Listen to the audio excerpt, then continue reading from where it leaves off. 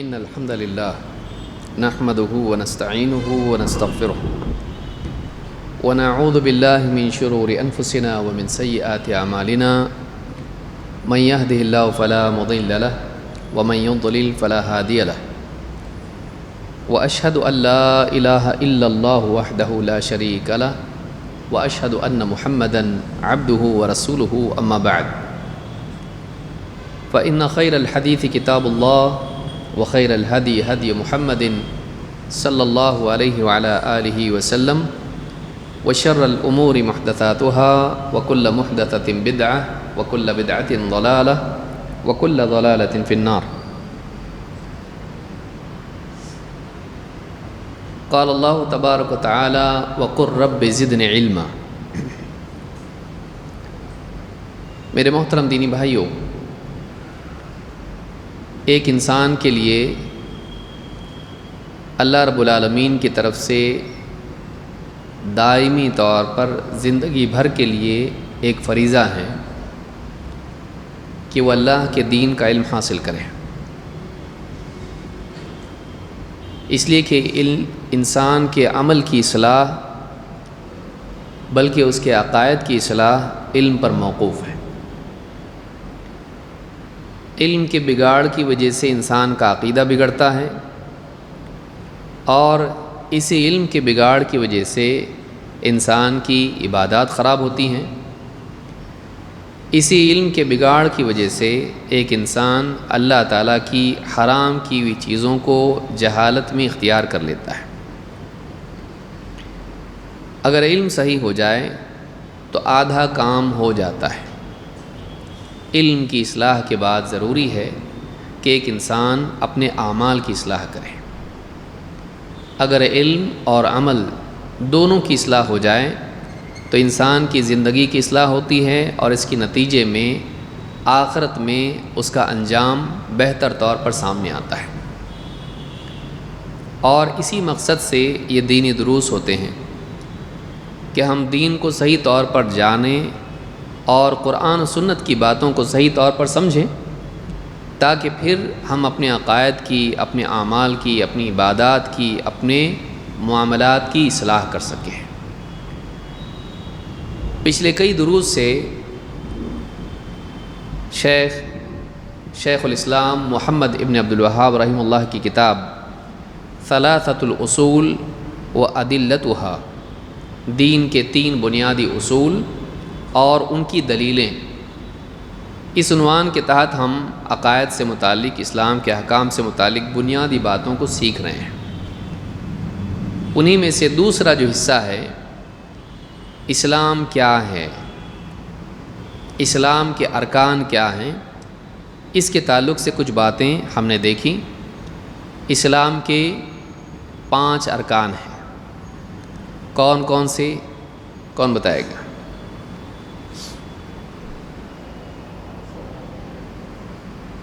اسلام کے کتنے ارکان ہیں؟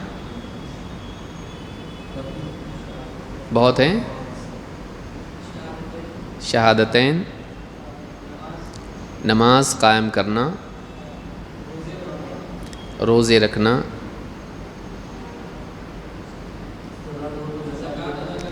زکوٰۃ ادا کرنا، طاقت ہو تو حج کرنا۔ شہادتین کا اقرار، نماز قائم کرنا، زکوٰۃ ادا کرنا، اور رمضان کے روزے رکھنا، اور اگر استطاعت ہو تو حج کرنا، اللہ کے گھر کا حج کرنا۔ تو چاروں ارکان تو ہم پچھلے دروس میں دیکھ چکے ہیں۔ اب یہ جو 5واں رکن ہے حج، اس کے تعلق سے، یعنی اس کی فرضیت کے تعلق سے کچھ باتیں ہم کو دیکھنی ہیں۔ شیخ محترم فرماتے ہیں وَدَلِيلُ الْحَجِّ قَوْلُهُ تَعَالَى وَلِلَّهِ عَلَى النَّاسِ حِجُّ الْبَيْتِ مَنِ اسْتَطَاعَ إِلَيْهِ سَبِيلًا وَمَنْ كَفَرَ فَإِنَّ اللَّهَ غَنِيٌّ عَنِ الْعَالَمِينَ۔ یہ سورہ آل عمران کی آیت نمبر 97 ہے۔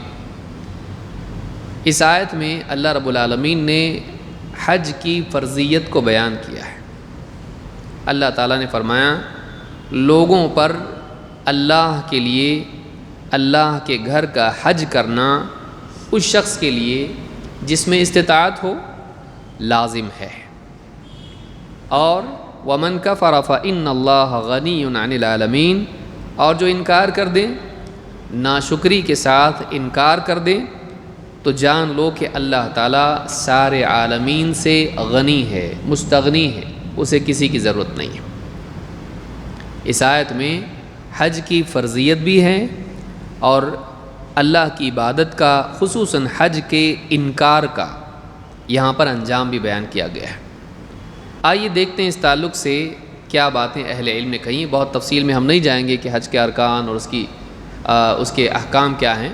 یہاں اصل مسئلہ ہم کو سمجھنا ہے، اسلام کے 5 ارکان میں حج بھی فرض ہے، تو یہاں ہم حج کی فرضیت ہی کو جاننے کی کوشش کریں گے، نہ کہ اس کے تفصیل احکام۔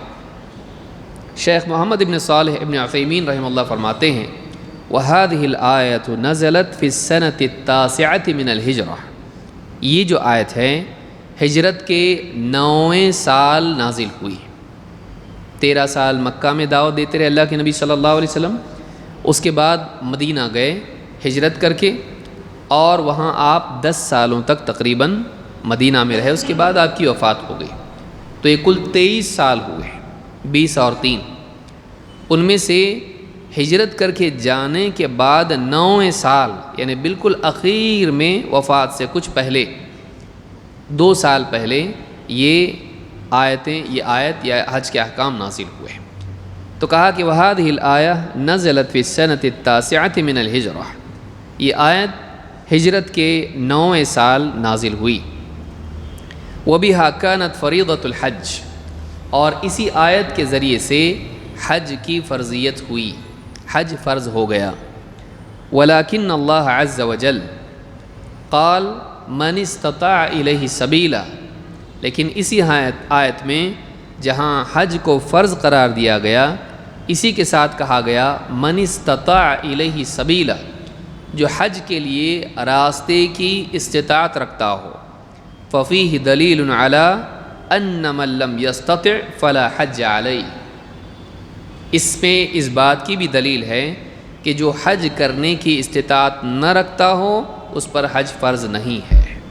تو 2 باتیں معلوم ہوئی، حج اسلامی اعمال میں سے ایک اہم ترین عمل ہے جو اسلام کے 5 ارکان میں سے ایک رکن ہے، اور وہ فرض ہے، لیکن وہ فرض ہر ایک پر نہیں ہے، بلکہ کس پر فرض ہے؟ جو اس کے راستے کی استطاعت رکھتا ہو۔ استطاعت کس اعتبار سے؟ بدنی اعتبار سے، مالی اعتبار سے، دونوں اعتبار سے۔ اس کی تفصیل ہم دیکھیں گے۔ شیخ صالح الفوزان حفظہ اللہ فرماتے ہیں حج معناہ فی اللغۃ القصد، عربی زبان میں ہر لفظ کا ایک مطلب ہوتا ہے، اس کا ایک معنی ہوتا ہے۔ جیسے صلاح کا معنی کیا ہے؟ نماز کو عربی میں کیا کہتے ہیں؟ الصلاح، لیکن صلاح کا معنی کیا ہے؟ اس کا میننگ کیا ہے؟ نماز جس کو ہم اردو میں بولتے ہیں، عربی میں اس کے لیے لفظ کیا ہے؟ مؤذن کیا کہتا ہے؟ حی علی الصلاح۔ تو الصلاح کا معنی کیا ہے عربی زبان میں؟ اس کا معنی ہے دعا۔ عربی زبان میں صلاۃ کا معنی ہے دعا۔ زکاہ کا معنی کیا ہے؟ 2 معنی ہے، بتایا تھا میں، پاکی، پاکیزگی، اور دوسرا معنی بڑھوتری، اضافہ۔ تو عربی زبان میں دونوں طرح سے استعمال ہوتا ہے، نما کے طور پر بھی بڑھنا، اور اسی طرح سے پاک ہونے کے طور پر بھی۔ اسی طرح سے صوم کا کیا معنی ہے؟ رکنا۔ صوم کا معنی کیا ہے؟ رکنا کے معنی میں ہے، رکے رہنا، جمے رہنا، جمنے کی میننگ میں ایک چیز پر قائم رہنا، رکے رہنا، تو صوم کا یہ معنی ہے۔ تو ایک تو لغوی معنی ہوتا ہے، لیکن اس کی تفصیل شرعی احکام میں ہوتی کہ کس چیز سے رکنا، کیا بات کرنے سے رکنا ہے، یا دیکھنے سے رکنا ہے، کس چیز سے چلنے سے رکنا ہے، کس چیز سے رکنا ہے، تو اس کی تفصیل شرعی احکام میں ہم کو کتاب و سنت میں ملتی ہے۔ اسی طرح سے دعا ہے، تو خالی دن بھر دعا کرنا نماز ہو گئی، یا اپنے بعض مخصوص اعمال کے ذریعے سے اپنے مقال اور اپنے حال سے اللہ سے دعا کرنا، تو یہ تفصیل ہوتی ہے۔ تو ایک لغوی معنی ہوتا ہے اور ایک شرعی اصطلاحی معنی ہوتا ہے۔ تو لغت میں حج کا کیا معنی ہے؟ حج کا معنی کہتے ہیں حج معناہ فی اللغت القصد، عربی زبان میں لغت ڈکشنری، لغت میں حج کا معنی کیا ہے؟ قصد۔ قصد کو اردو میں کیا کہتے ہیں؟ ارادہ کرنا۔ تو حج کا لغوی معنی ہے ارادہ کرنا۔ کس چیز کا ارادہ کرنا؟ اللہ کے گھر کا ارادہ کرنا اور وہاں جا کے مخصوص اعمال کرنے کا ارادہ کرنا، اس کو کیا کہتے ہیں؟ حج۔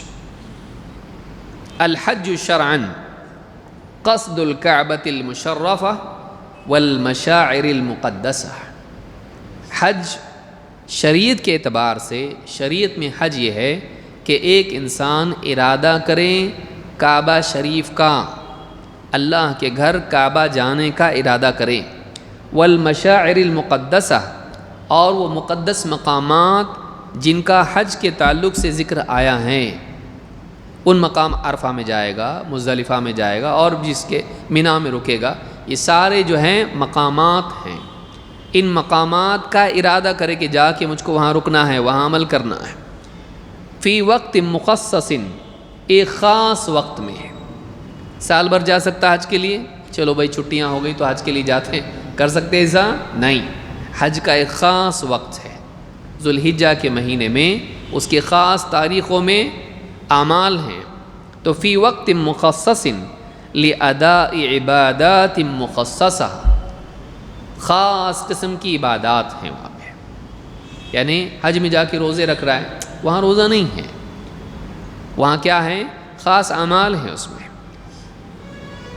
طواف ہے، سعی ہے، اور اسی طرح سے مینا میں رکنا ہے، کنکریاں مارنا ہے، اسی طرح سے مزدلفہ میں جا کے قیام کرنا ہے، عرفہ میں دعا کرنا ہے، وہاں قیام کرنا ہے، پھر اس کے بعد آ کے یہاں پر طواف کرنا ہے، اور اسی طرح سے کنکریوں کا مارنا اور جانور ذبح کرنا اور سر منڈ، یہ سارے اعمال اس کے ہیں، تقدیم و تاخیر اس میں ہے، اور اس کے خاص اس کی ترتیب اپنی جگہ ہے۔ تو کہا کہ لاداء عبادات مخصصۃ وہی مناسک الحج، یہی حج کے مناسک ہیں، یہی حج کی عبادات اور اعمال ہیں۔ تو اللہ کے گھر کا اور کچھ خاص مقامات جن کا حج سے تعلق ہے، ان مقامات کو جانے کا ارادہ کرنا تاکہ وہاں پر خاص اوقات میں خاص عبادات ادا کی جائیں، یہ موٹی تعریف اس کی ہے، ڈیٹیل اس میں ہے، تفصیل اس میں ہے نہیں ہے۔ تو حج اس کو کہتے ہیں۔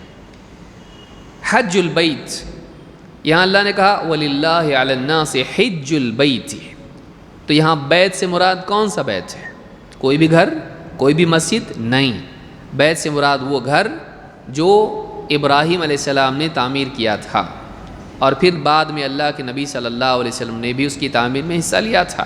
وہ کیا ہے؟ کعبہ، کعبہ کا طواف کرتے ہیں، ای الکعبہ وما حولها من المشاعر تابع لها، اور کعبہ کے اطراف جتنے مشاعر جو جگہیں ہیں وہ اس کے تابع آ جاتی ہیں، کہ اصل وہاں جانا ہے، اس کے بعد وہ سارے اعمال جو اطراف میں کیے جاتے ہیں، جیسے کعبہ ہے تو اس کے پاس سعی کرنے کے لیے صفا اور مروہ بھی ہے، تو یہاں طواف کریں گے تو وہاں پر سعی بھی کریں گے، پھر اس کے بعد میں آگے کے اعمال آتے ہیں۔ من استطاع الیہ سبیلا، ھذا بیان شرط الوجوب، اللہ نے فرمایا کہ اللہ کے لیے اللہ کے گھر کا حج کرنا لوگوں پر فرض کر دیا گیا ہے، اس شخص کے لیے جو اس گھر تک پہنچنے کی استطاعت رکھتا ہے۔ تو کہتے ہیں ھذا بیان شرط الوجوب، اللہ نے واجب تو کر دیا، لازم تو کر دیا حج کرنے کو، لیکن اس کی شرط بھی بیان کی ہے۔ ہر حال میں واجب ہے، چاہے طاقت ہو یا نہ ہو، امیر ہو غریب ہو، بیمار ہو صحت مند ہو، ہر ایک پر واجب ہے، ایسا نہیں ہے۔ کہا من استطاع الیہ سبیلا، من میں تعمیم ہے، من میں عموم ہے، ہر وہ شخص جو اس کے راستے کی استطاعت رکھتا ہو۔ تو یہاں پر شرط ہے، ہر آدمی پر نہیں ہے، استطاعت رکھنے والے پر، اور یہ اسلامی احکام کی خوبی ہے، یہ ہمارے دین کی خوبی ہے کہ اللہ رب العالمین نے دین کے تمام احکام میں استطاعت کو بنیاد رکھا ہے، شرط رکھا ہے کہ ہر عمل استطاعت کے مطابق ہے۔ یہاں تو حج کے ضمن میں بات آئی، ورنہ قرآن میں الگ طور سے اللہ تعالیٰ نے فرمایا لا یکلف اللہ نفسا الا وسعها، اللہ تعالیٰ کسی بھی شخص کو اس کی وسعت سے زیادہ کا مکلف نہیں بناتا، جتنی اس کی وسعت ہے اتنا ہی۔ تو ایک انسان جتنا شریعت کا بوجھ اٹھا سکتا ہے اس سے زیادہ احکام کا بوجھ اس پر نہیں ہوگا۔ ہمارے یہاں پر غلط طور پر اس کا ترجمہ لوگ سمجھتے ہیں اللہ کسی کو اس کی یعنی طاقت سے زیادہ تکلیف نہیں دیتا، یا یہ مراد نہیں ہے۔ بعض اوقات انسان ایکسیڈنٹ میں مارا جاتا ہے، کبھی بم دھماکوں میں مارا جاتا ہے۔ اللہ رب العالمین فلسطین کے مسلمانوں کی جان و مال کی حفاظت کریں۔ آج جو بھی حالات ہیں یہود کی طرف سے، اللہ تعالیٰ ان کے ظلم سے ان کو نجات دے، اور ہم یہی کر سکتے ہیں، اس سے زیادہ تو کیا کر سکتے ہیں؟ اللہ تعالیٰ سے دعا کر سکتے ہیں۔ وہ ہمارے دینی بھائی ہیں، ان کے لیے ہمارے دل میں درد ہونا چاہیے، لیکن جذبات میں آ کے کوئی ایسا کام ہم کو نہیں کرنا چاہیے جس سے ان کا مسئلہ تو حل نہ ہو اور ہمارے لیے مسائل پیدا ہو۔ تو ان کے لیے دعا ایک مسلمان کو کرنا چاہیے کہ اللہ تعالیٰ ان کو، یہود جو غاصب ہیں، اللہ تعالیٰ ان کے ظلم اور بربریت سے ان کو نجات دے، اور ان کی جان و مال کی، عزت آبرو کی اللہ تعالیٰ حفاظت فرمائے۔ تو بعض اوقات ایک آدمی اس پر تکلیف ایسی بھی آتی ہے جو طاقت جھیلنے کی نہیں ہوتی ہے۔ ایک انسان پر چٹان گر جائے، کیا اس میں طاقت ہے؟ ایک پوری کی پوری ٹرک اس کے اوپر گر جائے، کیا اس کے اندر وہ طاقت ہے برداشت کرنے کی؟ نہیں ہے۔ یہاں یہ مراد نہیں ہے۔ کسی کو کینسر ہو گیا ہے، کسی کو کوئی اور بیماری ہے، کیا اس میں یہ طاقت ہے کہ وہ کینسر کو برداشت کر سکے؟ نہیں۔ بعض اوقات لوگ بھوک سے مر جاتے ہیں، بعض افریقہ کے علاقوں میں یا کسی اور علاقے میں اتنی بھوک ہوتی ہے کہ بھوک سے آدمی مر جاتا ہے۔ یہی وجہ ہے کہ اللہ تعالیٰ نے بھوک کی حالت میں اپنی جان بچانے کے لیے حرام کو بھی اس حالت میں بقدر حاجت حلال کیا ہے۔ تو یہ نہیں کہ آدمی بھوک کو اتنا برداشت کر سکتا ہے کہ نہیں مرے گا، ایسا نہیں ہوتا ہے۔ تو یہاں وہ مراد نہیں ہے کہ اللہ تعالیٰ تکلیف اتنی نہیں ڈالتا ہے، تکلیف اس سے زیادہ بھی آ سکتی جو جھیلنے کی تکلیف طاقت نہ ہو۔ یہاں شریعت کی ذمہ داری ہے کہ ایک انسان اگر کھڑے ہو کر نماز نہیں پڑھ سکتا ہے تو اس سے اس تعلق سے مطالبہ اللہ کا نہیں ہے کہ تو کھڑے ہو کر ہی پڑھ، چاہے تو سہارا لے کے کھڑے ہو جا، بیٹھ کے نہیں پڑھ سکتا، ایسا نہیں ہے۔ وہ نہیں کر سکتا ہے تو اب اس سے وہ چیز اس کا مطالبہ نہیں ہے، اب بیٹھ کے پڑھ۔ اگر وہ بیٹھ کے بھی نہیں پڑھ سکتا ہے، لیٹ کے نماز پڑھ۔ اگر مسافر ہیں، سفر میں روزے کی مشقت ہے، چھوڑ دیں۔ اگر بیمار ہے اور روزے رکھنے کی طاقت نہیں ہے، چھوڑ دیں، بعد میں قضا کر لو، دونوں بھی۔ اگر اتنا بوڑھا ہے کہ روزہ نہیں رکھ سکتا ہے اور جوان تو ہونے والا نہیں قضا کے لیے، تو اگر اتنا بیمار ہے، ایسا بیمار ہے کہ واپس ڈاکٹر بولتا ہے یہ اچھا نہیں ہوگا، ہمارے حساب سے میڈیکل سائنس کے اعتبار سے اچھا نہیں ہوگا، تو اب اس کے اوپر قضا بھی نہیں ہے اور روزہ رکھ بھی نہیں سکتا ہے، کیونکہ قضا کیسے کرے گا؟ وہ ٹھیک ہونے والا نہیں ہے۔ شرعی احکام محض توکل کی بنیاد پر نہیں ہوتے ہیں، قاعدے کی بنیاد پر ہوتے ہیں۔ انشاءاللہ اچھا ہوگا، دیکھیں گے بھائی یہ بستر پہ پڑا ہوا ہے ایک دم، ڈاکٹر بول رہا ہے نہیں، تو اب کیا کرے گا؟ وہ قضا نہیں، اس کا فدیہ دے گا۔ اگر فدیے کی طاقت نہیں ہے، مالدار بھی نہیں ہے، فدیہ بھی اس پر نہیں ہے۔ یعنی اتنا پیارا دین ہے کہ اس میں احکام میں چاہے کوئی بھی حکم شریعت کا ہو، اس میں انسان کی استطاعت شرط ہے۔ یہاں کہا من استطاع الیہ سبیلا، کہ جو اس راستے کی، حج کے راستے کی استطاعت رکھتا ہو۔ ھذا بیان شرط الوجوب وهو الاستطاعت البدنیہ والاستطاعت المالیہ۔ کہتے ہیں یہ شرط ہے حج کے لازم ہونے کی، دو اعتبار سے استطاعت ہونا چاہیے۔ استطاعت کا مطلب کیا ہے؟ دو اعتبار سے، جسمانی اعتبار سے، مالی اعتبار سے۔ جسمانی اعتبار سے بھی اس میں صلاحیت ہونا چاہیے جا سکنے کی۔ بستر پر پڑا ہوا ہے وہ آدمی جا سکتا نہیں، اتنا بوڑھا ہے کہ سوار ہی نہیں ہو سکتا ہے، تو اس پر حج فرض نہیں ہے، تو بدنی اعتبار سے اس میں اتنی صلاحیت ہے ہی نہیں کہ جا سکتا ہو، تو اس پر فرض نہیں ہے۔ دوسرا، مالی اعتبار سے استطاعت، کہ اس کے پاس مال ہی اتنا نہیں کہ وہ سفر کر کے جائیں اور واپس لوٹ کے آئیں اور اپنا اور اپنے ماتحتوں کا نان نفقہ ادا کریں، نہیں اس کے پاس، تو اس پر حج فرض ہے نہیں، اس پر حج فرض نہیں۔ تو بدنی اور مالی اعتبار سے اس میں استطاعت ہونا چاہیے۔ کہتے ہیں کہ الاستطاعت البدنیہ بأن یکون قادرا علی المشی والرکوب، بدنی استطاعت یہ ہے کہ وہ چلنے اور سوار ہونے کی طاقت رکھتا ہو، چلنے اور سوار ہونے کی استطاعت اس میں ہو۔ والانتقال من بلده الى مکہ فی ای مکان من الارض، وہ اپنے مقام سے جہاں کہیں ہو وہ مکہ پہنچنے کی جسمانی استطاعت رکھتا ہو۔ ہذہ البدنیہ، یہ بدنی استطاعت ہے۔ یخرج العاجز عجزا مستمرا، اس سے وہ آدمی نکل جاتا ہے، حج کی فرضیت اس پر سے ساقط ہو جاتی ہے جو عاجز ہو اور جس کا عجز مستمر ہو، جس کو پیرالسس ہو گیا ہے اور ڈاکٹر بولتا ہے اب یہ زندگی بھر ایسی رہیں گے، ان کی عمر بھی 80 سال کی ہو گئی ہے، اب اٹھ کے چلنا بہت ناممکن کے قریب ہے، اب وہ بستر پر پڑا ہوا ہے۔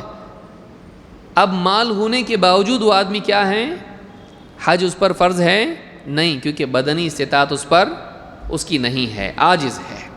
کالمریض مرضا مزمنا، یا ایسا مریض جس کا مرض ہمیشہ باقی رہنے والا دکھائی دیتا ہے۔ والکبیر الحرم، اور اتنا بوڑھا کہ بالکل اس کا جسم لاغر ہو چکا ہو۔ فہذا لیس عندہ استطاعت بدنیہ، ایسے آدمی کے پاس بدنی استطاعت نہیں ہے۔ فإن كان عنده استطاعت مالیہ فإنه ينیب من يحج عنہ حجۃ الاسلام، ہاں اگر ایسے انسان کے پاس مالی استطاعت ہو تو وہ کسی کو اپنا نائب بنا کے حج کے لیے بھیج سکتا ہے، حج بدل جس کو ہم کہتے ہیں۔ بھائی جسمانی اعتبار سے تو بستر پر پڑا ہوا ہے، اٹھ کے نہیں جا سکتا، لیکن مالدار آدمی ہے، تو اب ایسا آدمی کسی اور کو اپنا نائب بنا کے حج کے لیے بھیج سکتا ہے، بشرطے کہ اس کا حج ہوا ہو، اس کا حج ہوا ہو۔ تو کہتے ہیں کہ فإن كان عنده استطاعت مالیہ فإنه ينیب من يحج عنہ حجۃ الاسلام۔ اما الاستطاعت المالیہ فهي توفیر المرکب الذی ينقلہ، جہاں تک کہ مالی استطاعت کا معاملہ ہے، اس کے پاس سواری جو اسے وہاں تک لے جائیں اس کی استطاعت ہونا ضروری ہے۔ الراحلہ او السیارہ او الطیارہ او الباخرہ کل وقت بحسبہ، چاہے تو مثلا اونٹ ہے اس کے پاس، یا اس کے پاس کار ہے، یا ٹرین سے جا سکتا ہے، یا کسی اور انجن والی جو بھی سواریاں ہوتی ہیں ان سب پلین کے ذریعے سے، جہاز کے ذریعے سے وہ پہنچ سکتا ہو، سواری اس کے لیے اویلیبل ہو۔ کل وقت بحسبہ، اور حالات کے اعتبار سے جیسا اس دور کی سواریاں چلتی ہوں۔ پہلے زمانے میں کیا سواری تھی؟ اونٹ تھا، گھوڑا تھا اور گدھے وغیرہ اس طرح کی سواریاں ہوتی تھیں، عام طور سے لوگ انہی سواریوں سے جاتے تھے۔ پھر بعد میں موٹر گاڑیاں اور اسی طرح سے ٹرین آئی، پانی کے جہاز سے لوگ جاتے تھے ایک زمانے تک، پھر ایروپلین کا زمانہ آیا، لوگ اس سے جانے لگے، آگے معلوم نہیں اور کچھ ہو۔ جس دور میں جو سواریاں اسے لے جا سکتی ہوں وہ اس کے لیے اویلیبل ہوں۔ کبھی سواریاں موجود ہوتی ہیں لیکن سفر کے لیے رکاوٹیں ہوتی ہیں، جیسے کورونا میں ہوا، سارے ملکوں نے کیا کر دیا، اپنے دروازے بند کر دیے، نہیں آ سکتے باہر سے لوگ۔ اب اس کے پاس پیسہ ہیں، اس کے پاس صحت ہے، اور ملکوں میں سواریاں ہیں لیکن سواریاں بند ہیں، یا ہیں بھی تو ایک حد تک جا سکتی، اس کے آگے نہیں۔ تو اب ایسی صورت میں وہ حج کر سکتا تو گناہ گار ہوگا نہیں، یا جنگ کے حالات چھڑے ہوئے ہوں وہ باہر نہیں جا سکتا ہے، تو حالات کے اعتبار سے پہنچنا اس کے لیے ممکن ہو، سواریوں کے ذریعے سے اس کے لیے آسانی سے وہاں پہنچنا ممکن ہو۔ وَيَكُونُ عِنْدَهُ مَالٌ يَسْتَطِيعُ أَنْ يُوَفِّرَ لَهُ الْمَرْكَبَ الَّذِي يَمْتَطِيهِ لِأَدَاءِ الْحَجِّ، اور اس کے پاس اتنا مال ہو کہ وہ ایسی سواری لے سکتا ہو جو اس کے حج کی ادائیگی میں اس کے لیے سوار ہونے میں امکان پیدا کرے۔ وَأَيْضًا الزَّادُ يَكُونُ عِنْدَهُ زَادًا وَنَفَقَةً لَهُ فِي السَّفَرِ ذَهَابًا وَإِيَابًا، اسی کے ساتھ ساتھ یہ بھی ضروری ہے، صرف سواری نہیں بلکہ اس کے لیے یہ بھی ضروری ہے کہ جانے میں اور واپس آنے میں اس کے پاس نفقہ ہو، کھانا پینا زاد راہ اس کے پاس ہو، ورنہ نکلا یہاں سے اور راستے میں کھانا پینا نہیں ملا اور بیابان میں ریگستان میں بھوکا پیاسا مر گیا، تو یہ بھی نہیں ہونا چاہیے۔ جانے کے لیے اس کے پاس کیا ہونا چاہیے؟ زاد راہ ہونا چاہیے، توشہ ہونا چاہیے، کھانا پینا ہونا چاہیے، نہ صرف جاتے وقت بلکہ اتنا ہونا چاہیے، ورنہ گیا تو ٹھیک لیکن آتے وقت مر گیا نہیں، اس کے جانے اور آنے کے اعتبار سے اس کے پاس ہونا چاہیے۔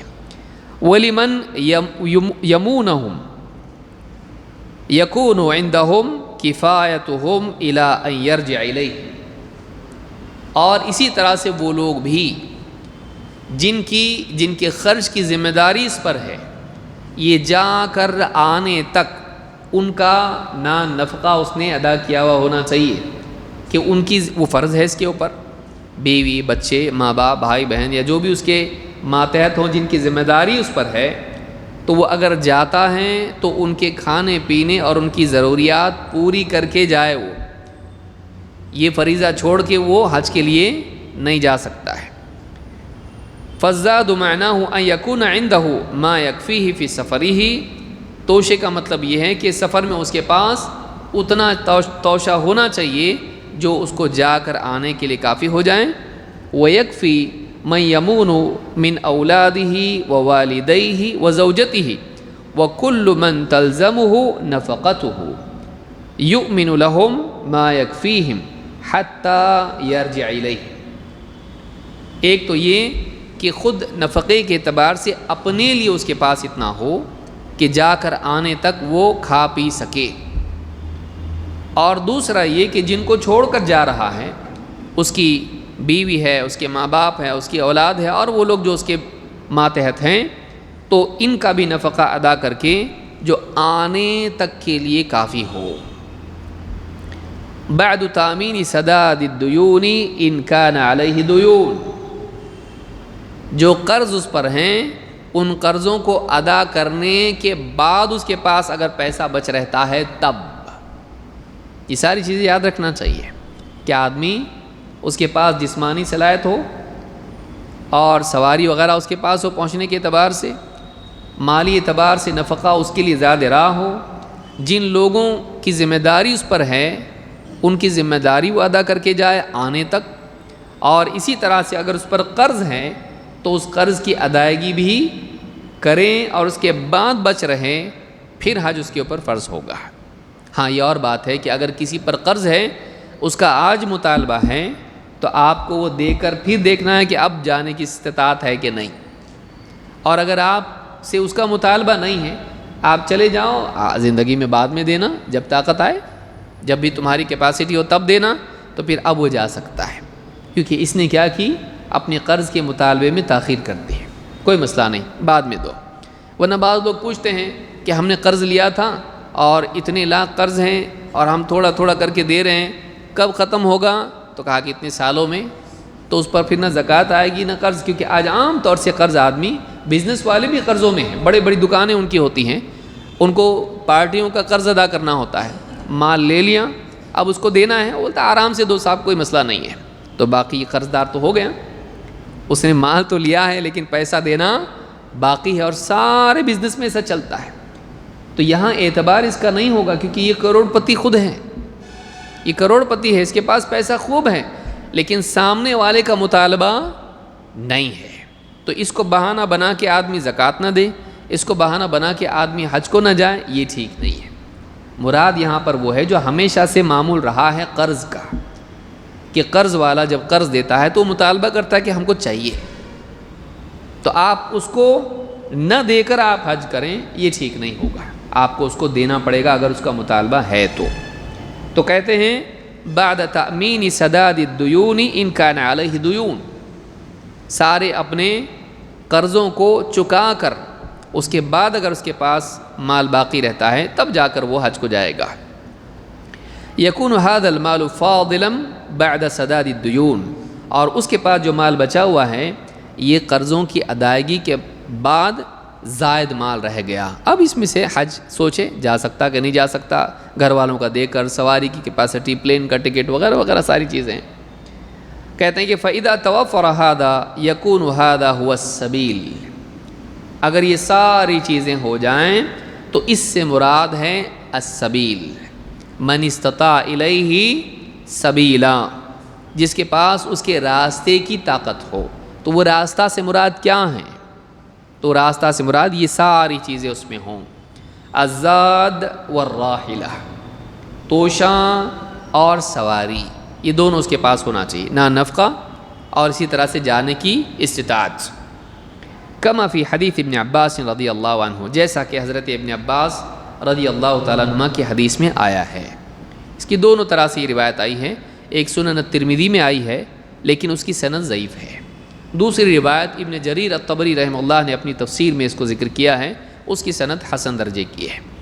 تو زاد اور راحلہ، زاد سے مراد توشہ، کھانا پینا، کیپیسٹی، خرچہ، اور راحلہ سے مراد سواری، پہنچنے کی کیپیسٹی، یہ دونوں چیزیں ہونا چاہیے۔ وَمَن لَّمْ يَسْتَطِعْ أَيْ مَن لَّيْسَ عِندَهُ زَادٌ وَلَا رَاحِلَةٌ فَلَيْسَ عَلَيْهِ حَجٌّ، اور جو اس کی استطاعت نہ رکھتا ہو، نہ اس کے پاس توشہ ہو اور نہ اس کے پاس سواری ہو، تو کہتے ہیں کہ فَلَيْسَ عَلَيْهِ حَجٌّ، اس کے اوپر حج فرض نہیں ہے، لِأَنَّهُ غَيْرُ مُسْتَطِيعٍ، اس لیے کہ وہ استطاعت ہی نہیں رکھتا ہے۔ فَشَرْطُ وُجُوبِ الْحَجِّ هُوَ الْاِسْتِطَاعَةُ، تو حج کی فرضیت کی شرط جس کے بغیر حج فرض نہیں ہوتا ہے، کنڈیشن کیا ہے؟ استطاعت، بدن سے اور مال سے۔ سمجھ میں آئی یہ بات؟ تو حج فرض ہے لیکن ہر انسان پر نہیں، بلکہ انہی لوگوں پر فرض ہے جو حج کی استطاعت رکھتے ہوں، بدن کے اعتبار سے، سواری کے اعتبار سے، مال کے اعتبار سے، اور پھر مالی اعتبار سے نہ نفقہ اور اسی طرح سے اپنی ضرورت توشہ، یہ ساری چیزیں اس کے لیے ہونی چاہیے۔ تو یہ حج کی فرضیت ہے، اور یہ سارے احکام میں ہے کہ جو انسان استطاعت نہیں رکھتا ہے اس پر اسلام کے احکام فرض ہوتے ہیں نہیں۔ کیا حج ہر سال فرض ہے جیسے زکوٰۃ ہے؟ اس بارے میں ایک حدیث ہے جس میں وضاحت ہوتی ہے، اور اس میں اور کئی باتیں ہم کو معلوم ہوتی ہیں۔ ابو ہریرہ رضی اللہ تعالیٰ عنہ کی روایت ہے، کہتے ہیں خطبنا رسول اللہ صلی اللہ علیہ وسلم، اللہ کے رسول صلی اللہ علیہ وسلم نے ہمارے درمیان خطبہ دیا۔ فقال ایھا الناس قد فرض اللہ علیکم الحج فحجوا، آپ نے کہا اے لوگو، اللہ تعالیٰ نے تم پر حج فرض کیا ہے تو ضرور حج کرو۔ فقال رجل، ایک صاحب بولنے لگے، اکل عام یا رسول اللہ، کہا اللہ کے رسول ہر سال؟ فسکت حتی قالها ثلاثا، اللہ کے رسول صلی اللہ علیہ وسلم خاموش رہے یہاں تک کہ ان صاحب نے 3 مرتبہ سوال پوچھا، اللہ کے رسول ہر سال فرض ہیں؟ اے اللہ کے رسول ہر سال فرض ہیں؟ پھر تھوڑی دیر کے بعد ہر سال فرض ہے، 3 بار پوچھا۔ وقال رسول اللہ صلی اللہ علیہ وسلم لو قلت نعم لوجبت، اگر میں کہہ دیتا ہاں تو ہر سال فرض ہو جاتا، اگر میں کہتا ہاں تو ہر سال فرض ہو جاتا۔ وَلَمَا اسْتَطَعْتُمْ، اور تم نہیں کر پاتے۔ اگر میں ہاں کہہ دیتا تو چونکہ مسلمانوں کے لیے نبی کا حکم ماننا کیا ہے؟ فرض ہے۔ قُلْ أَطِيعُوا اللَّهَ وَالرَّسُولَ، چاہے وہ بات قرآن میں ہو یا نہ ہو، اگر اللہ کے نبی صلی اللہ علیہ وسلم حکم دے دیں تو وہ چیز کیا ہو جاتی ہے؟ مسلمانوں پر لازم۔ اس کا ماننا لازم.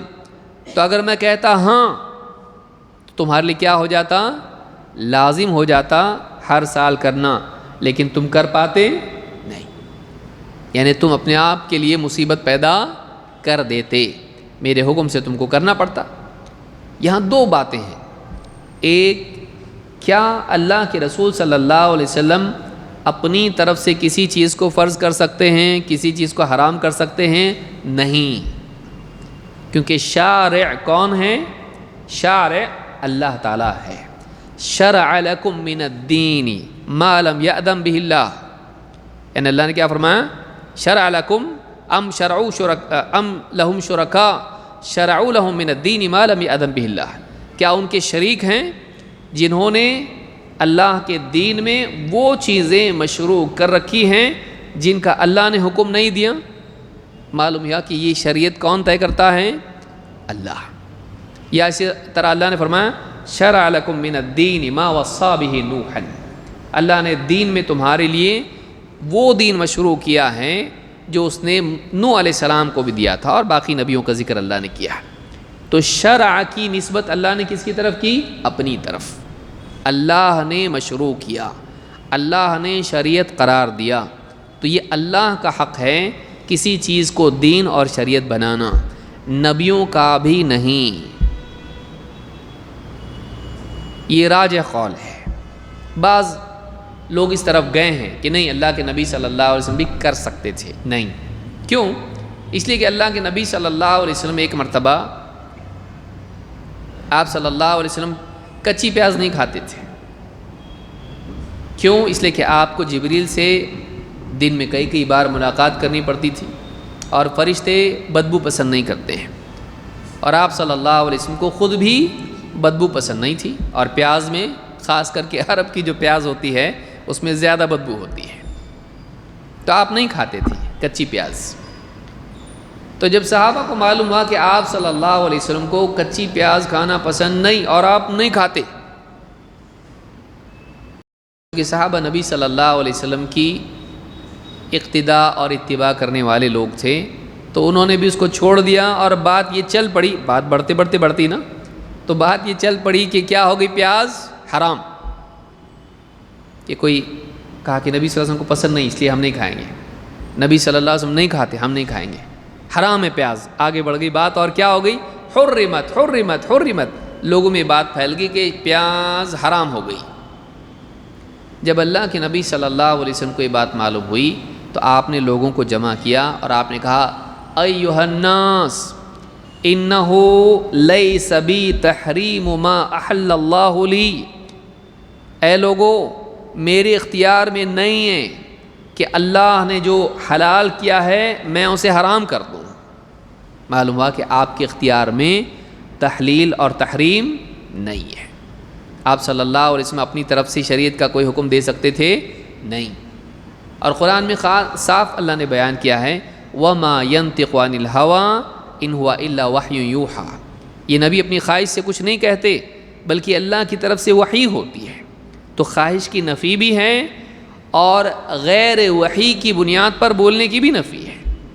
کہ آپ جو بھی حکم دیتے تھے وہ کس بنیاد پر ہوتا تھا؟ اللہ کی وحی کی بنیاد پر. ان اتبع الا ما یوحى الی. میں تو بس اسی کی پیروی کرتا ہوں جو میری طرف وحی کی جاتی ہے. تو یہاں پھر کیا ہے؟ یہاں امتی کی نسبت سے ہے. اسی لیے آپ نے کہا لو قلت. تو لو عربی زبان میں ایسے مقام پر آتا ہے جہاں ہونے والا نہیں ہے. قرآن کریم میں جب لو کا اللہ نے کہا لو کان فیہما آلہۃ الا اللہ لفسدتا. اگر آسمانوں میں اور زمین میں ایک سے زیادہ معبود ہوتے یا ہوں گے بول سکتے وہاں پہ؟ یعنی ہونے والے ہیں فیوچر میں؟ نہیں. اگر ایسا ہوتا، بالفرض ایسا ہوتا، تو اگر ایسا ہوتا تو آسمان و زمین میں فساد آ جاتا. تو لو جو آتا ہے وہ نہیں والے جملے میں ہی آتا ہے، ہونے والی چیزوں میں نہیں بولا جاتا ہے. تو یہاں پر کہا کہ اگر میں کہہ دیتا ایسا، فرض کر لو اگر میں بول دیتا ہاں، تو پھر تم کو تو کرنا پڑتا، کیونکہ تمہارے لیے کیا ضروری ہے؟ نبی کی بات ماننا چاہیے تم نے، کر پاتے تم، لما استطعتم، تم نہیں کر پاتے. تو آپ نے یہاں ڈانٹ کے طور پر کہا کہ اگر میں ہاں بولتے تب تم کو کرنا پڑتا اور تم نہیں کر پاتے، تو کیوں بار بار پوچھتے ہو اس طرح سے؟ اسی لیے آپ نے کہا ثم قال ذرونی ما ترکتکم، جب تک میں تمہیں چھوڑے رہوں تم بھی مجھے چھوڑے رہو. یعنی جب تک میں تفصیل نہ بتاؤں کسی چیز کی، تم بھی خام خواہ کھود کرید مت کرو، انتظار کرو، بتانا ہوگا تو میں خود بتاؤں گا. آپ بتائیے، اللہ کے رسول صلی اللہ علیہ وسلم لوگوں کو بتائیں گے کہ حج فرض ہے، اور اگر وہ ہر سال فرض ہو تو کیا یہ نہیں بتائیں گے؟ تو ذرا صبر تو کرو. جب اللہ تعالیٰ نے نبی کا انتخاب کیا ہے شریعت کے احکام بتانے کے لیے، اور حج کو فرض کیا ہے جب نبی صلی اللہ علیہ وسلم خود بتا رہے ہیں، تو ہر سال ہے، ہر مہینے ہے، یا زندگی میں ایک بار ہے، کب ہے، یہ بتانا کس کی ذمہ داری ہوئی؟ اللہ کے رسول صلی اللہ علیہ وسلم کی. تو تم کو کیا لگتا ہے آپ اپنی ذمہ داری نہیں نبھائیں گے؟ اور اگر آپ خاموش ہیں کا مطلب یہ وقت مناسب نہیں ہے، بتانا ہوگا تب بتائیں گے، تو انتظار کرو. کہا ذرونی ما ترکتکم، جب تک میں تمہیں چھوڑے رہوں تفصیل بتانے سے، تم بھی مجھے چھوڑے رہو تفصیل پوچھنے کے اعتبار سے. فإنما هلك من كان قبلكم بکثرت سؤالہم واختلافہم علی انبیائہم، اس لیے کہ تم سے پہلے جو لوگ گزرے ہیں، خاص کر کے یہود، تم سے پہلے جو لوگ گزرے ہیں وہ اسی وجہ سے ہلاک ہوئے. کس وجہ سے؟ اپنے نبیوں سے بہت سوالات کرنے سے، اور پھر معلوم ہونے کے بعد اختلاف کرنے سے. موسیٰ علیہ السلام سے کیسا کہا؟ اللہ تعالیٰ نے حکم دیا ان کو. کیا حکم دیا؟ ان اللہ یأمرکم ان تذبحوا بقرہ، اللہ کی طرف سے تمہارے لیے حکم آیا کہ تم بقرہ ذبح کرو. اب چپ چاپ جو بھی بقرہ گائے ملی اس کو ذبح کرنا، کوئی تفصیل اس میں تھی نہیں، ذرا ہم کو ڈیٹیل بتاؤ کیسی گائے ہونا چاہیے. اب کہا کہ ایسی ہونا چاہیے، ایسی ہونا چاہیے، ایسے. ذرا ٹھیک سے سمجھ میں نہیں آ رہا، ذرا اور بتاؤ. پھر ٹھیک ہے ایسی ہونا چاہیے، ایسی ہونا چاہیے. اب اس میں کنڈیشن بڑھ گئی، اس رنگ کی ہونا چاہیے، اور کھیتی باڑی نہیں کرنے والی ہونا چاہیے، اور ایسا ہونا چاہیے. تفاصیل اس میں آ گئی. اللہ نے کیا فرمایا؟ فَذَبَحُوهَا وَمَا كَادُوا يَفْعَلُونَ، ذبح تو کر دیا لیکن حال ایسا تھا کہ نہیں کرنے کا مزاج تھا ان کے اندر، نہ چاہتے ہوئے انہوں نے کیا. تو عمل کا مزاج گھٹ جاتا ہے جب اعمال میں شرطیں بڑھ جاتی ہیں. جب آسانی سے تم کو بتایا جاتا ہے اتنے پر اکتفا کرو، اور زیادہ پوچھو گے اور زیادہ کنڈیشن آئے گی. تو مت پوچھو، بتانا ہوگا خود نبی بتائیں گے. تم پوچھ کے اس میں شرطیں بڑھاؤ مت. ہاں بول دیا تو کرنا پڑے گا. تو کہا کہ تم سے پہلے جو لوگ تھے وہ اسی وجہ سے ہلاک ہوئے کہ انہوں نے اپنے نبیوں سے خوب سوالات پوچھے اور پھر نبیوں سے اختلاف کیا. جب بولیں پوچھا تو صحیح، جواب سامنے آیا، لیکن پھر جو جواب تھا وہ چھوڑ کے کچھ بھی کرنا شروع کر دیا. تو انبیاء سے کثرت سوال اور پھر ان کے حکم آنے کے بعد اس سے اختلاف، یہ انسان کے لیے ہلاکت کا ذریعہ ہے. بعض اوقات لوگ بھی علماء سے باریک باریک باریک سوالات پوچھتے ہیں، موٹا موٹا جواب انہوں نے دے دیا. ایسا چلتا یا یہ منع ہے کیا، یہ نہ کرنا بہتر ہے کیا؟ تو عالم بولتا ٹھیک ہے نہ کرو تو بہتر. لیکن بعد میں گھر جانے کے بعد جب بیوی سے مشورہ کرتا ہے تو پتہ چلتا ہے کہ اب یہ کیا ہے، نہیں ایسا نہیں کر سکتے ہیں. اب پوچھا تو صحیح لیکن پھر عمل اس کے مطابق ہوا نہیں. تو بعض اوقات آدمی اتنا زیادہ پوچھ لیتا ہے کہ جو اس کی استطاعت سے زیادہ ہوتا ہے. اپنے اوپر بے وجہ کے اعمال لادنا یہ مناسب نہیں ہے. جتنا بتا دیا اتنا آدمی عمل کرے.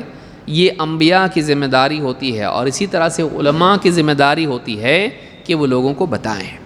عالم کو زیادہ معلوم ہوتا ہے کہ سوال کا جواب کیا ہونا چاہیے اور سوال کیا ہونا چاہیے. بعض اوقات آدمی سوال بھی ٹھیک نہیں پوچھتا ہے اور یہ سمجھتا ہے کہ عالم کو نہیں سمجھ رہا ہے. عالم کو معلوم ہوتا ہے لیکن وہ کیا ہے، صحیح سوال یہ نہیں پوچھ پاتا ہے. عالم شاید آپ یہ پوچھ رہے ہیں.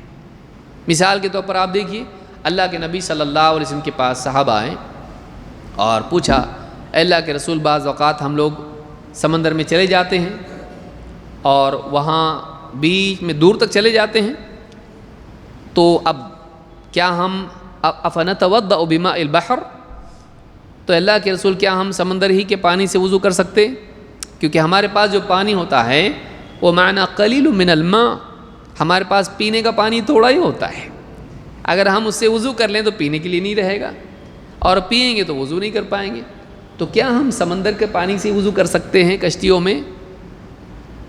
سوال پوچھا، اور یہ ایسا سوال تھا جو ان کے ساتھ ہوتا تھا، لیکن قوم کیا کرتی ہے، ایسے سوالات پوچھتی جو ہوتا نہیں، اس سے منع کیا گیا ہے۔ جو واقع ہوتا نہیں ہے اس کے بارے میں سوال پوچھنے کی ضرورت ہے؟ کیا آدمی کہے کہ مولوی صاحب اگر ایسا ہو کہ ہم پلین کریش ہو جائیں اور میں اور ایک عورت ہی بچ گئے، کیپٹن مرا اور سب مر گئے، ہم دونوں ہی رہ گئے، اور نکاح پڑھانے کے لیے قاضی صاحب نہیں ہیں، اور واپس آنے کا راستہ بھی نہیں سمجھ میں آ رہا، مہینہ ہو گیا، تو کیا ہم بغیر نکاح کے ساتھ میں رہ سکتے کیا؟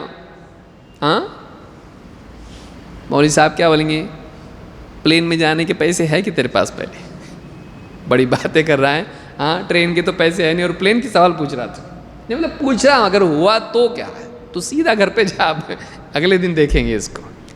بعض اوقات لوگ ایسے سوالات پوچھتے ہیں جو عموماً واقع نہیں ہوتے ہیں۔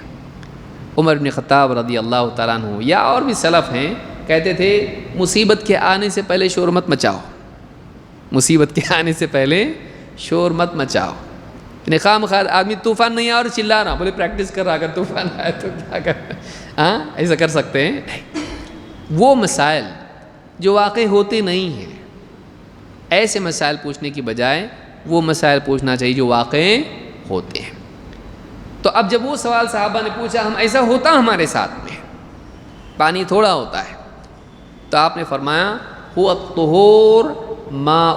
الطہور ماؤہ الحل میتتہ، آپ نے کہا سمندر کا پانی طہور ہے، یعنی پاک کرتا ہے، وضو غسل کے لیے استعمال کیا جا سکتا ہے، اور اس کا مردار بھی حلال ہے۔ والحل میتتہ، یعنی اگر مری ہوئی مچھلی بھی مل جائے وہ بھی کیا ہے تمہارے لیے حلال۔ یہ تو پوچھے نہیں تھے، یہ پوچھے تھے نہیں، لیکن اللہ کے نبی صلی اللہ علیہ وسلم بڑے ہی شفیق معلم تھے، آپ اللہ کے نبی اور رسول تھے۔ آپ نے دیکھا کہ جب یہ لوگ جاتے ہیں ان کے پاس پانی نہیں رہتا ہے، کھانا بھی تو ختم ہوتا ہوگا، کئی دنوں کا سفر اگر سمندر میں ہے تو، اور ہوتا ہے ایسا، تو پھر پانی کا مسئلہ جو آ رہا ہے تو کھانے کا بھی آئے گا ان کو، تو چلو ان کو کھانے کا بھی مسئلہ بتا دیتے ہیں کہ تم کو اگر مری ہوئی مچھلی سمندر میں دکھائی دے تو مردار کیا ہے تم استعمال کر سکتے ہو، اس کو کھا سکتے ہو۔ تو آپ نے ایک مسئلہ پوچھا، آپ نے کتنے بتائے؟ 2۔ عالم زیادہ جانتا ہے اس کا واقعی مسئلہ کیا ہے، تو تھوڑا کیا ہونا چاہیے؟ صبر ہونا چاہیے۔ ہاں بعض اوقات 4 آدمی بیٹھے ہوئے ہیں، عالم صاحب سے ایک آدمی سوال پوچھ رہا ہے، تو دوسرا ایک علامہ ہوتا ہے جو بیچ میں بار بار ناک گھسیٹتا ہے، عالم صاحب یہ بتاؤ، عالم صاحب وہ بتاؤ، آپ کو نہیں سمجھ رہے کیا پوچھنا چاہ رہا، عالم تم ذرا بازو ہو جاؤ، اس کو بولنے دو اس کا مسئلہ، تم اس کے نائب بن کے تفسیر اس کی کرو مت۔ بعض اوقات تو وہ خود بولتا میں یہ نہیں پوچھ رہا، اور آپ سے بھی نہیں پوچھ رہا، میں ان سے پوچھ رہا ہے، تو یہ سوء ادب ہے، یہ ادب کے خلاف ہے کہ جب ایک عالم سے سوال پوچھا جائے تو درمیان میں گھس کے آدمی دوسرا آدمی اس کا نائب بن جائے اور عالم کا ایمبیسڈر بنے، نہیں، نہ اس کا بن نہ اس کا بن، سوال پوچھنے والے کا بھی مت بن، الا یہ کہ وہ بتائے بھائی ذرا تم ہی سمجھاؤ میری بات کو، مجھ کو اردو اچھی نہیں آتی ہے۔ تو اللہ کے نبی صلی اللہ علیہ وسلم نے کثرت سوال سے منع کیا، اور پھر جواب سامنے آنے کے بعد اس سے ہٹ کے انحراف سے آپ نے منع کیا، کیوں؟ اس لیے کہ اس سے ہلاکت آتی ہے۔ کثرت سوال، اگر واقعی سوالات ہیں تب تو ٹھیک، لیکن بلا وجہ سوالات ٹھیک ہے نہیں۔ جن سوالات کی ضرورت نہیں، سوالات کی کئی قسمیں ہوتی ہیں، کبھی کبھی عالم کو نیچا دکھانے کے لیے بھی ہوتا ہے، اتنے سوالات پریشان کرنے کے لیے بھی ہوتا ہے، اور کبھی اپنا مقام ظاہر کرنے کے لیے ہوتا ہے کہ اس کے سوالات سے لوگوں کے درمیان یہ ظاہر ہو کہ دیکھو کتنا علم والا ہے۔ ایسے سوال پوچھتا عالموں سے کہ ہم کو سمجھ میں نہیں آتا، سب اوپر سے جاتا، بڑی ہستی ہے یہ. اور بعض اوقات تو علماء بھی بولتے ہیں اس بارے میں تحقیق کی ضرورت ہے. اوہو کیا بڑی شخصیت ہے یہ. تو بعض اوقات انسان اپنے علم کے اظہار کے طور پر یا علماء کے لغزش کی نیت سے ان سے مشکل سوالات پوچھتا ہے. نہیں ہونا چاہیے ایسا، یہ اچھی بات نہیں ہے. کثرت سوال وہاں ممنوع ہے، لیکن ایک طالب علم ہے یا ایک عام انسان ہے اور اتنے سوالات آئے ہیں اس کے پاس، جنازے سے متعلق ہو، نکاح سے متعلق ہو، عالم صاحب یہ کرے تو چلتا کہ ہمارے خاندان میں ایسا ہوتا ہے، فلاں چیز چلتی ہے کیا، فلاں چیز چلتی ہے کیا. ایک ساتھ 50 سوال پوچھ لیا، کوئی مسئلہ نہیں، کوئی مسئلہ نہیں ہے. اگر واقعی وہ سوالات اس کی ضرورت ہو تو. مثلا کوئی مسافر آ گیا دور سے سفر کر کے، امام مالک کے پاس ایک آدمی آیا، تقریباً 36 سوالات لے کر آیا مدینہ میں، اور انہوں نے اکثر کے جوابات میں کہا لا ادری لا ادری لا ادری، نہیں معلوم نہیں معلوم نہیں معلوم. وہ آدمی کہنا میں لوگوں کا نمائندہ بن کے آیا ہوں، واپس جا کے قوم کو کیا بولوں؟ اتنے بڑے امام آپ مدینے کے اور آپ سے سوال پوچھ رہا ہو، آپ تقریباً سوالات کے جوابات کیا بول رہے ہو؟ نہیں معلوم. ان کو جا کے کیا بولوں؟ کہا ان کو جا کے بولنا مالک نے اپنی لا علمی کا اعتراف کر لیا، نہیں معلوم بولے. مطلب اچھا ان کو بتانا ہے کیا؟ ٹھیک ہے پھر بتاتا. ایسا ہوگا؟ نہیں معلوم کا مطلب نہیں معلوم. چاہے تو 1,00,000 لوگوں کا نمائندہ بن کے آئے یا دنیا کے دوسرے کنارے سے آئے، جب نہیں معلوم کا مطلب تیری تکلیف کی وجہ سے میرے پاس جواب آ جائے گا. جیسے کوئی آدمی مثال کے طور پر ڈاکٹر کے پاس جائے اور وہ کہے ڈاکٹر صاحب میرا علاج کیجیے، بہت دور سے آیا میں. بولے میرے پاس علاج نہیں ہے. بولے ڈاکٹر صاحب بہت دور سے آیا میں واپس نہیں آ سکتا. اچھا ایسا ہے کیا؟ ادھر اس کا دوا دوسری، ہاں جو اویلیبل دوا ہے اس میں سے دے دیتا تیرے کو. تیری تو نہیں ہے لیکن گھوڑوں کی دوا ہے میرے پاس، تو اس کو وہی انجیکشن دے دیتا ہوں، چلے گا؟ گھوڑے کی طرح دوڑے گا وہ. تو یاد رکھیں اس کو، اور ہم کو بھی یہ کرنا چاہیے، اس بات کا اہتمام کرنا چاہیے. اولاً تو سوال، کثرت سوال ہماری زندگی میں بلا وجہ نہیں ہونا چاہیے. اگر واقعی وجہ ہے تو ٹھیک. اور دوسرا یہ کہ آدمی کثرت سوال کی وجہ سے جوابات دینے کی جرت نہ کرے. اپنے علم کے اظہار کے لیے جواب دینا یہ ٹھیک نہیں ہے. انسان کا پوچھنا بھی اللہ کی خاطر ہو اور جواب دینا بھی اللہ کی خاطر ہو، اس میں برکت ہوتی ہے، اس میں نجات ہے. کہا کہ اسی لیے لوگ ہلاک ہو گئے کثرت سے سوال پوچھنے کی وجہ سے اور اپنے نبیوں سے اختلاف کرنے کی وجہ سے. اس سے معلوم ہوتا ہے کہ نبیوں سے اختلاف ہلاکت ہے. یعنی اپنے دور کا نبی جو ان کی طرف مبعوث کیا گیا ہے. پہلے ایک ایک قوم کی طرف کئی نبی بھیجے جاتے تھے. سورہ یاسین میں دیکھیے آپ، فَعَزَّزْنَاهُ بِثَالِثٍ کہ 2 اللہ نے نبی بھیجے رسول، ان کے بعد تیسرا ایک بھیجا، تو ایک ہی بستی کی طرف 3 رسول آئے. تو ایسا بھی ہوتا تھا. ہماری طرف کس کو بھیجا؟ محمد الرسول اللہ صلی اللہ علیہ وسلم کو. اب ہمارے لیے کیا ہے؟ ہم آپ سے اختلاف نہیں کر سکتے.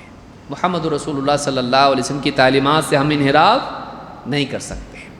ہاں پچھلے جتنے نبی ہیں ان کی شریعت آج ہمارے لیے لازم نہیں ہے. ہمارے لیے کون ہے؟ محمد رسول اللہ صلی اللہ علیہ وسلم. کوئی یہ نہیں کہہ سکتا نہیں میں چپی کا روزہ رکھا ہوں. چپی کا روزہ کیا ہے؟ میں دن بھر خاموش رہوں گا، مون ورت. کر سکتے ہیں؟ نہیں کر سکتے.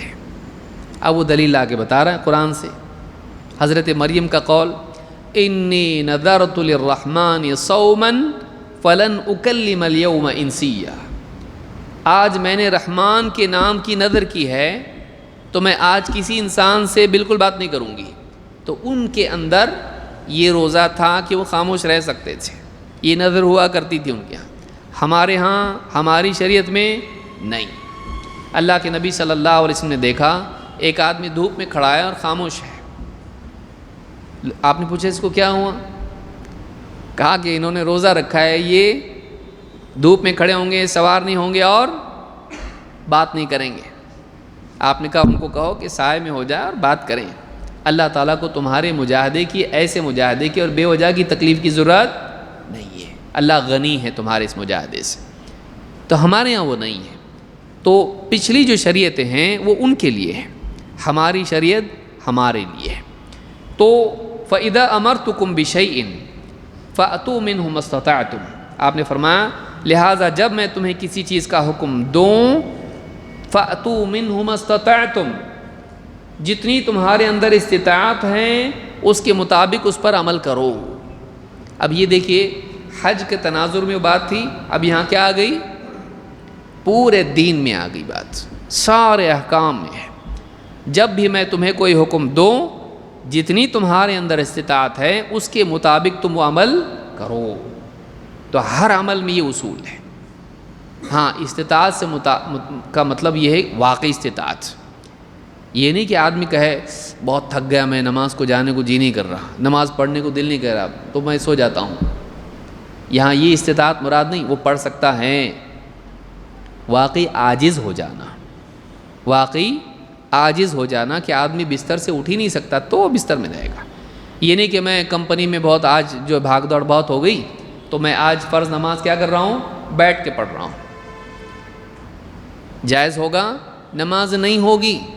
اللہ کے بندے تو چل کے گھر سے آیا اور مسجد میں آ کے بیٹھ رہا ہے اور پھر اٹھ کے امام صاحب سے کھڑے ہو کے آدھے گھنٹے تک بات بھی کیا اور پھر اس کے بعد گھر کو پیدل بھی گیا، یہ سب کچھ تو کر سکتا ہے، نماز میں قیام نہیں کر سکتا۔ تو فرائض میں قیام کیا ہے؟ لازم ہے بلکہ رکن ہے، اس کی نماز ہی نہیں ہوگی۔ صرف تھکن کی وجہ سے آپ بیٹھ کے نماز پڑھ سکتے نہیں۔ تو استطاعت کا مطلب یہ کہ وہ نہیں کر سکتا ہے، وہ نہیں کر سکتا ہے۔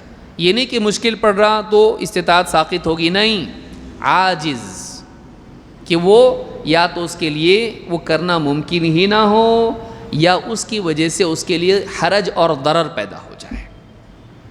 جیسے مثال کے طور پر ایک آدمی ہے کہ وہ کھڑے ہو کر نماز پڑھ سکتا ہے لیکن کشتی کے ڈولنے کی وجہ سے ہو سکتا ہے کشتی پلٹ جائے، کشتی میں نماز پڑھ رہا ہے، تو کیا ایسے خطرے کے وقت میں وہ بیٹھ کے پڑھ سکتا ہے؟ ہاں، کہ اگر کھڑے ہو کر پڑھے گا تو کشتی ڈوب جائے گی۔ تو اگرچہ وہ قادر ہے لیکن اس کے لیے کیا ہے؟ اس میں حرج ہے، اب وہ بیٹھ کے پڑھ سکتا ہے۔ سمجھ میں آ رہی بات؟ تو اس طرح سے یعنی ایک انسان استطاعت اس کی وہ استطاعت ہے جو واقعی وہ کر سکتا ہو، اگر بالکل ہی نہیں کر سکتا یا اس کے لیے حرج ہو تو اس پر سے وہ چیز ساقط ہو جاتی ہے۔ وَإِذَا نَهَيْتُكُمْ عَنْهُ وَإِذَا نَهَيْتُكُمْ عَنْ شَيْءٍ فَدَعُوهُ، اور اگر میں تمہیں کسی چیز سے منع کر دوں تو اس سے رک جاؤ۔ یہاں یہ نہیں کہا جتنا ہو سکے اتنا رکو، کہا اس میں کہ میں شراب پورا نہیں چھوڑ سکتا ہوں تو میں ہفتے میں ایک بار پیا تو چلے گا، میرے اندر یعنی جتنا ہو سکے بچوں بول سکتے اس میں۔ کیوں؟ اس لیے کہ چھوڑنے میں کچھ کرنا نہیں پڑتا ہے، چھوڑنے میں کچھ کرنا پڑتا، کوئی چیز نہیں کرنا ہے اس کے لیے کچھ کرنا پڑتا نہیں، کرنا ہے کا مطلب نہیں کرنا ہے، اس میں استطاعت کا کہاں سے معاملہ آ گیا ہے؟ عدم فعل میں استطاعت کا کیا معاملہ ہے؟ تو جس سے منع کر دیں یہ نہیں کرنا ہے کا مطلب وہ نہیں کرنا ہے۔ یہ نہیں کہا جائے گا کہ تم تھوڑا بہت کر لو، جتنا ہو سکتا تم مت کرو، یہاں یہ نہیں کہا جائے گا، اس کو کلیتاً ترک کرنا ہے۔ اس میں استطاعت کا ہی نہیں کہہ سکتے تم کو تھوڑی سی اجازت ہے اس کے اندر، نہیں، اس میں اجازت نہیں ہوگی۔ وَإِذَا نَهَيْتُكُمْ عَنْ شَيْءٍ فَدَعُوهُ، اور جب میں تمہیں کسی چیز سے منع کروں اس سے رک جاؤ۔ یہ بہت بنیادی حدیثوں میں سے ہے، اس میں بہت سارے احکام چھپے ہوئے ہیں، کبھی انشاءاللہ تفصیل سے اس کو ہم دیکھیں گے۔ تو صحیح بخاری اور مسلم میں یہ حدیث موجود ہے، اور صحیح بخاری میں حدیث نمبر 7288 اور صحیح مسلم میں کتاب الحج میں حدیث نمبر 1337 پر یہ روایت موجود ہے۔ حج ہر سال فرض نہیں، اس کی اور ایک دلیل یہ ہے کہ ابن عباس رضی اللہ تعالیٰ عنہ فرماتے ہیں ان الاقرع ابن حابس سأل النبی صلی اللہ علیہ وسلم، اقرع ابن حابس رضی اللہ تعالیٰ عنہ نے اللہ کے نبی صلی اللہ علیہ وسلم سے پوچھا، فقال یا رسول اللہ الحج فی کل سنۃ او مرۃ واحدہ، کہا کہ اے اللہ کے رسول حج ہر سال میں ہے یا ایک ہی بار ہے؟ ہر سال فرض ہے یا زندگی میں ایک ہی بار فرض ہے؟ آپ صلی اللہ علیہ وسلم نے فرمایا بل مرۃ واحدہ، بلکہ حج کیا ہے؟ ایک ہی بار فرض ہے۔ فمن زاد فہو تطوع، اور جو ایک سے زیادہ مرتبہ کریں وہ کیا ہے؟ وہ تطوع ہے، وہ اس کی طرف سے زیادہ نیکی ہے، یا جس کو ہم اپنی زبان میں کہیں گے وہ نفل ہے۔ تو زندگی میں فرض کتنی مرتبہ ہیں؟ ایک بار، اور اس سے زیادہ کر سکتے کہ نہیں کر سکتے حج؟ احکام میں دو طرح کے ہیں، ایک وہ جس میں زیادتی کی گنجائش ہے، دوسرے میں زیادتی کی گنجائش نہیں ہے۔ یعنی نمازی کتنے ہیں؟ 5، اور رکعتیں کتنی ہیں اس میں؟ متعین ہیں، اس میں بڑھا سکتے ہیں کہ ظہر کی 4 رکعت تو فرض ہیں اور بڑھانا چاہے تو 2 نفل ہو جائیں گی، کر سکتے نہیں۔ یا دن میں 5 نمازیں ہیں، اس کے علاوہ ایک اور اپنی طرف سے پڑھ سکتا ہے؟ نہیں، جتنی نوافل ہیں وہ متعین ہے، سنن متعین ہے۔ فجر کی 2 رکعت ہے، اور ظہر سے پہلے 4 ہے، ظہر کے بعد 4 ہے، یا ظہر سے پہلے 2 ہیں اور ظہر کے بعد بھی 2 ہے، اور اسی طرح سے عصر سے پہلے 4 ہیں، یا اسی طرح سے مغرب سے پہلے 2 ہیں اور مغرب کے بعد 2 ہیں، عشاء سے پہلے چاہے تو 2 ہیں اور عشاء کے بعد 2 ہیں، اور اس کے بعد وتر ہے۔ اس میں بعض وہ ہیں جو مؤکد ہیں، بعض وہ ہیں جو صرف مستحب ہیں۔ تو یہ متعین ہے۔ اب آدمی اپنی طرف سے اضافے اس میں بھی نہیں کر سکتا ہے، مطلق نفل پڑھ سکتا ہے لیکن سنن میں زیادتی نہیں کر سکتا ہے۔ یہ فرق یاد رکھیں اس کو، مطلق نفل پڑھ سکتا ہے آدمی لیکن سنن میں اپنی طرف سے زیادتی نہیں کر سکتا ہے، جتنا ہے متعین ہے وہی متعین ہے۔ تو کہا کہ بل مرتن واحدہ، بلکہ زندگی میں ایک ہی مرتبہ ہے، اور اس سے زیادہ کوئی حج کرتا ہے تو وہ کیا ہو جائے گا؟ نفل ہوگا۔ امام احمد، ابو داؤد، نسائی اور ابن ماجہ نے اس کو روایت کیا ہے۔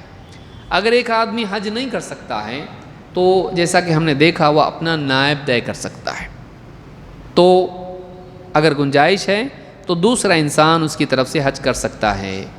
ابن عباس رضی اللہ تعالیٰ عنہ کہتے ہیں جاءت امرأۃ من خثعم، قبیلہ خثعم کی ایک عورت اللہ کے نبی صلی اللہ علیہ وسلم کی خدمت میں حاضر ہوئی، عام حجۃ الوداع، حجۃ الوداع کے سال، جس سال آپ نے آخری حج کیا۔ قالت یا رسول اللہ ان فریضۃ اللہ علی عبادہ فی الحج ادرکت ابی شیخا کبیرا، اللہ کا فریضہ حج میرے والد پر بھی فرض ہوا ہے، بندوں پر فرض ہوا ہے، ادرکت ابی شیخا کبیرا، اور اس فریضے کا مکلف میرے والد بھی ہیں لیکن وہ بہت بوڑھے ہو گئے ہیں، لا یستطیع ان یستوی علی الراحلہ، اور والد صاحب سواری پر سوار ہو ہی نہیں سکتے، اونٹ پر سوار ہو جائیں، گھوڑے پر سوار ہو جائیں، ان کی اتنی طاقت ان میں ہے ہی نہیں کہ وہ سوار ہو سکیں۔ فہل یقضی عنہ ان احج عنہ، اگر میں ان کی طرف سے حج کروں تو کیا ان کا حج ادا ہو جائے گا؟ قال نعم، اللہ کے نبی صلی اللہ علیہ وسلم نے کیا فرمایا؟ ہاں، یعنی اگر ان کی طرف سے، اب دیکھیے ایک عورت بھی باپ کی طرف سے حج ادا کر سکتی ہے، تو اس سے معلوم ہوا کہ نیابت میں مرد اور عورت کی قید نہیں ہے، عورت کی طرف سے آدمی اور آدمی کی طرف سے عورت اس کا نائب ہو کر حج کر سکتا ہے۔ لیکن یہاں پر کیا کہا؟ وہ سواری پر سوار ہونے کی کیپیسٹی ان میں نہیں ہے، یعنی وہ جانے کی استطاعت نہیں رکھتے ہیں۔ تو اگر کوئی غیر مستطیع ہو اور اس کی طرف سے کوئی اور اس کی زندگی میں، یہ نہیں کہ مرنے کے بعد بھی کوئی کر سکتا ہے ان کی طرف سے، لیکن اگر ان کی زندگی میں بھی کرتا ہے تب بھی یہ ادا ہوگا اس کی نیابت میں۔ امام البخاری اور مسلم دونوں نے اس کو روایت کیا ہے، صحیح بخاری حدیث نمبر 1854 اور صحیح مسلم حدیث نمبر 1334۔ لیکن یہاں شرط یہ ہے کہ جو کسی کی طرف سے حج بدل کریں تو اس کا اپنا حج پہلے ہوا ہونا چاہیے، تبھی وہ دوسرے کی طرف سے حج بدل کر سکتا ہے۔ اس کی احادیث سے اس کی دلائل یہاں اس کی ضرورت نہیں، یہاں ہم صرف استطاعت کو دیکھ رہے ہیں، باقی تفاصیل الگ سے دیکھی جا سکتی ہیں۔ آخر میں اللہ تعالیٰ نے فرمایا، جہاں حج کا حکم دیا، کہا کہ ومن کفر، جو کفر کرے تو اللہ تعالیٰ سارے عالمین سے کیا ہے؟ غنی ہے۔ یہاں یہ بات بتائی گئی، اصل میں اہل کتاب جو ہیں وہ اللہ کو ماننے کا دعویٰ کرتے تھے، اللہ سے محبت کا دعویٰ کرتے تھے، تو اللہ تعالیٰ نے ان کو بتایا کہ اللہ تعالیٰ نے حج کا فریضہ سب کے لیے لازم کر دیا ہے، اگر واقعی تم اللہ سے محبت کرتے ہو اور محبوب اللہ کے ہو تو حج کر کے دکھاؤ، اور اگر تم انکار کرو گے تو اللہ تعالیٰ سارے عالمین سے غنی ہے، تمہاری عبادت کی اللہ کو ضرورت نہیں ہے۔ سوال یہ پیدا ہوتا ہے نا، بعض لوگ پوچھتے ہیں بھائی جب اللہ تعالیٰ کسی کا محتاج نہیں ہے، اللہ کیوں ہم کو حکم دیتا ہے عبادت کرنے کا؟ کیا اللہ کو ہماری عبادت کی ضرورت ہے؟ اللہ کو ہماری عبادت کی ضرورت نہیں ہے، ہم کو اللہ کی عبادت کی ضرورت ہے، ہم کو اللہ کی عبادت کی ضرورت ہے، اللہ کو ہماری عبادت کی ضرورت نہیں ہے۔ اللہ تعالیٰ قرآن کریم میں فرماتا ہے ان تکفروا فإن اللہ غنی عنکم، اگر تم کفر کرو، اگر تم کفر کرنے لگ جاؤ تو اللہ تعالیٰ تم سے غنی ہے، اللہ کو تمہاری کوئی ضرورت نہیں ہے۔ ولا يرضى لعباده الكفر، لیکن ہاں اللہ تعالیٰ اپنے بندوں کے لیے کفر سے راضی نہیں ہوتا ہے، یعنی تم کفر کرو اللہ تم سے راضی نہیں ہوگا، یعنی اللہ نے تم کو ڈھیل دی ہے۔ یہاں یہ بات فرق یاد رکھیں، ایک امکان، ایک رضا، اور یہی وہ مسئلہ ہے جس کی وجہ سے بہت سارے لوگ گمراہ ہوئے۔ اللہ تعالیٰ بہت ساری چیزیں ہونے دیتا ہے دنیا میں، اللہ کا ان چیزوں کو ہونے دینا اس بات کی دلیل یا علامت نہیں ہے کہ اللہ اس کو پسند کرتا ہے۔ مشرکین کیا کہتے تھے؟ اگر اللہ چاہتا تو ہم باپ دادا کی عبادت نہیں کرتے، یا ہمارے باپ دادا شرک نہیں کرتے، اگر یہ غلط ہوتا تو اللہ ہونے ہی نہیں دیتا۔ تو اگر ہم بتوں کی عبادت کر رہے ہیں اور اللہ تعالیٰ کا عذاب نازل نہیں ہو رہا ہے، اللہ ہونے دے رہا ہے، کا مطلب یہ چلتا ہے، تو کیا اللہ تعالیٰ کا کسی چیز کو دنیا میں ہونے دینا یہ اس بات کی علامت ہے کہ اللہ اس کو پسند کرتا ہے؟ نہیں۔ یہاں اللہ نے یہی بات بیان کی ہے، اللہ تعالیٰ نے فرمایا ان تکفروا فإن اللہ غنی عنکم، اگر تم کفر کرنے لگو تو اللہ کو تمہاری کوئی ضرورت نہیں ہے، یعنی یہ ممکن ہے کہ تم کفر کرو، اگر تم کفر کرو تو اللہ کو تمہاری کوئی ضرورت نہیں، اللہ تم سے غنی ہے۔ لیکن ولا يرضى لعباده الكفر، اللہ تعالیٰ بندوں سے کفر پر راضی نہیں ہوگا، یعنی اللہ راضی نہیں ہوگا اگر تم کفر کرو تو، اور تم کرو تمہاری مرضی، اللہ کو تمہاری کوئی ضرورت نہیں۔ تو کسی چیز کا واقع ہونا اللہ رب العالمین کی رضا کی دلیل نہیں ہے۔ ولا يرضى لعباده الكفر وان تشکروا يرضه لكم، ہاں اگر تم شکر گزاری کرو تو اللہ تعالیٰ تم سے راضی ہوگا، ناشکری پر اور کفر پر اللہ راضی ہوتا نہیں، ہاں شکر گزاری پر، ایمان پر، اللہ کی بندگی پر، دینداری پر اللہ راضی ہوتا ہے۔ تو یہاں یہ بھی یاد رکھنا چاہیے کہ دنیا میں بعض اوقات کچھ ہوتا رہتا ہے، لیکن وہ اس بات کی دلیل نہیں ہوتی ہے کہ اللہ تعالیٰ اس سے راضی ہے۔ اللہ تعالیٰ کفر پر راضی نہیں ہوتا ہے، لیکن دنیا میں کفر ہوتا ہے۔ ہم دیکھتے ہیں کہ نبیوں کی دعوت کچھ لوگ مانتے، کچھ لوگ نہیں بھی مانتے، تو اللہ نے دنیا میں لوگوں کو آزادی دے رکھی ہے، لیکن اللہ کفر کو پسند کرتا نہیں ہے۔ یہ امتحان کی وجہ سے آزادی ہے، ورنہ اللہ کو یہ پسند نہیں ہے کہ اللہ کے بندے اللہ کے ساتھ کفر کریں۔ تو اللہ تعالیٰ غنی ہے سب سے، نہ اللہ کو کسی کی عبادت کی ضرورت ہے، نہ اللہ تعالیٰ کو کسی کے ایمان کی اور دینداری کی ضرورت ہے۔ یہ اللہ کی طرف سے بندوں کے لیے ایک موقع ہے کہ وہ اللہ کی عبادت کر کے آخرت میں کامیاب ہو۔ یہ اللہ کو ضرورت ہے اس لیے نہیں ہے، بندوں کے لیے اللہ نے موقع رکھا کہ تم نیکیاں کرو تم کو جنت ملے گی، اس سے اچھی زندگی ملے گی۔ تو یہ اللہ کی طرف سے بندوں کے لیے بہتر زندگی کا موقع ہے، یہ نہیں کہ اللہ کو بندوں کی عبادت کی ضرورت ہے۔ اللہ تعالی ہم سب کو سمجھ عطا فرمائیں اور دین کا علم حاصل کرنے اور اس کے مطابق عمل کرنے کی توفیق عطا فرمائیں۔ اقول ھذا واستغفر اللہ لی ولکم۔